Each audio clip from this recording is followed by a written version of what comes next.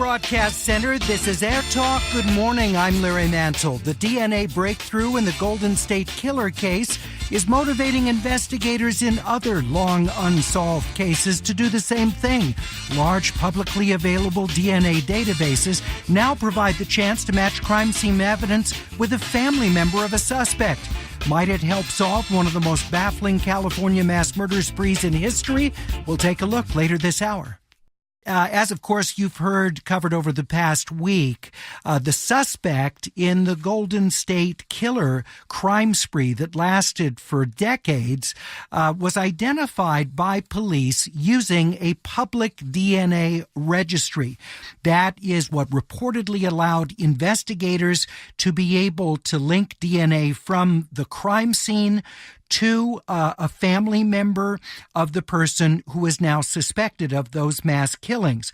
The question is, might this be useful in other unsolved mass killings, such as the Zodiac Killer case, which for a number of incidents over the course of a couple of years terrified the Bay Area and Napa Valley. With us from the Sacramento Bee, social justice reporter Anita Chabrier, who's covering what the Vallejo Police Department is hoping to find about the Zodiac case. Anita, thank you for joining us. Thanks for having me, Larry. So this action by the Vallejo police, was this directly spurred by the hit that authorities got in Sacramento with the Golden State Killer case? No, interestingly enough, they had sent this DNA out to a lab 3 or 4 months ago and were unaware of what was happening in the Golden State case. So it was just timing, but now that they have seen what happened in the East Area Rapist Golden State Killer case, they plan on using the same databases to run it through.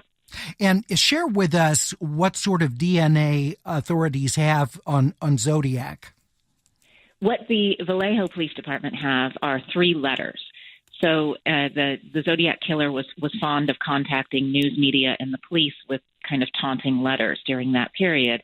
And so the detectives there have 3 letters, one that was sent to the Chronicle in San Francisco, the Examiner in San Francisco, and then the Vallejo paper as well.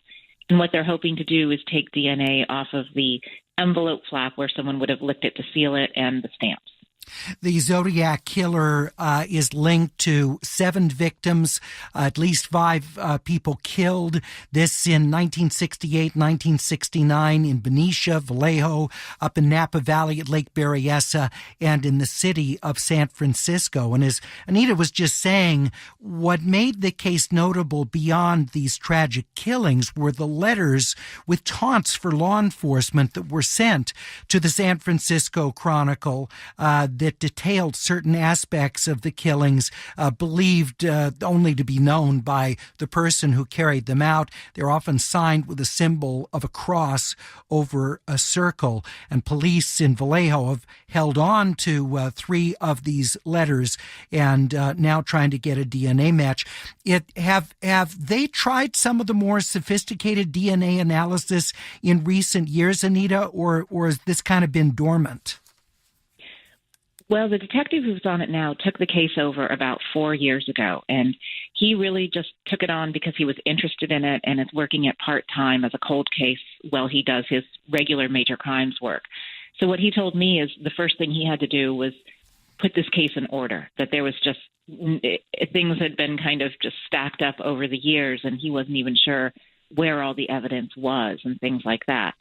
So while things have been sent out over the years, and there was a partial DNA hit a couple of years ago, I think that what he really brought to it is that sense of organization and purpose again that got this on track again. We're talking with, with Anita Chabrier, who is social justice reporter with the Sacramento Bee. Also with us, writer and researcher on the Zodiac case, Michael Butterfield. He consulted on the History Channel series, The Hunt for the Zodiac Killer, as well as for the critically acclaimed film Zodiac. Michael Butterfield, good to have you with us. Share with us any hopes that you have that some of the developments in DNA and public DNA registries might be able to solve this case. Well, thanks for having me on. I'm definitely hoping that this will result in some information which could help identify the Zodiac. This the DNA efforts have been going on for many years, and as Anita mentioned, there's been some partial profiles in the past which were supposed to be sufficient to exclude suspects, but not sufficient to positively identify a suspect. So I'm hoping that new technology and new methods might yield better results. We've also seen a similar case here in Arizona where I live with the so-called canal killer, who was also identified using DNA research methods.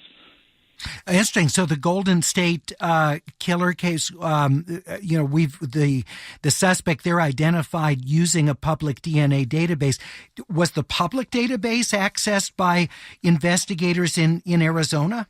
As far as I know, yes. It was a very similar process that was used to narrow down a specific field of a genetic profile within a certain family line. And that man, the genealogist who worked on that case, told police that the suspect they were looking for was probably named Miller. And that was based on the DNA evidence and the DNA research. And the police searched through their files and found a suspect named Miller. And like with the Golden State Killer, they were able to obtain some of his DNA for a test, which turned out to be a positive match. Michael, what about your thoughts, having investigated this, spent so much time on the case? Do you think it's likely that the names of different people that have been out there over the years as potentially being Zodiac, you think it's likely that if there is a hit, it will be one of those people, or do you think it could just as likely be someone who's never been on the radar of law enforcement? I think it's much more likely that it's going to be someone we've never heard of. That's been the case in many of these cases, such as the Golden State Killer. The James DeAngelo was not a suspect before the DNA results. So I think with the Zodiac, many of the named suspects have been out there for many years, including Arthur Lee Allen, who was previously cleared by the partial genetic profile. But there's no credible evidence implicating any of these suspects in the Zodiac crime, so I think it's far more likely that it's going to be someone we've never heard of. All right. And what's your gut tell you about whether Zodiac is still alive? I think it's certainly possible that he's still alive. He'd probably be in his late 70s or early 80s, and if you look at some of your favorite television and movie stars, some of them are the same age and are still kicking. So I think it's perfectly possible. I certainly hope that's the case because I'd like to see him be arrested and imprisoned. Rob in Manhattan Beach, good to have you with us. You worked at the San Francisco Chronicle during the Zodiac period?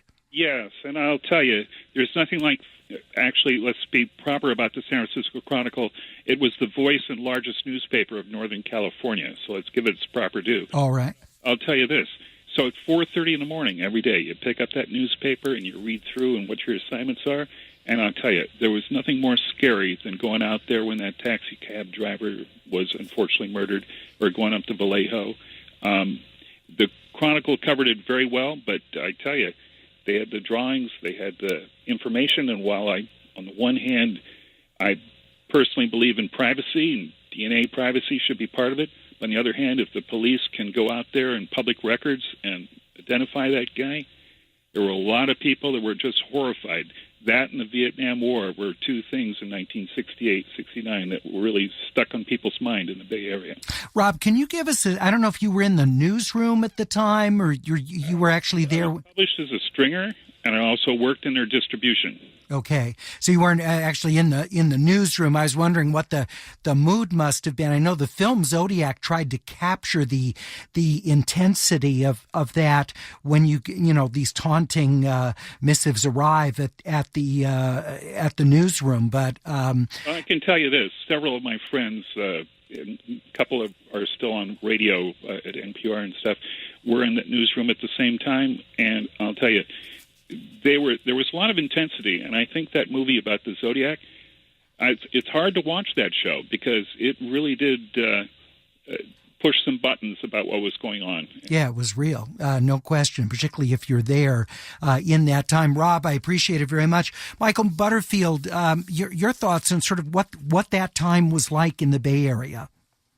Well, for most people who were growing up during that time, the Zodiac's considered a sort of boogeyman who, he wrote a letter threatening to assassinate school children on a school bus, which caused quite a panic. And then, of course, a lot of parents decided not to let their kids trick-or-treat in 1969, so he ruined Halloween for a lot of kids. But I know a lot of people who were alive during that time, and he really was a boogeyman who terrified people. It's like nothing before.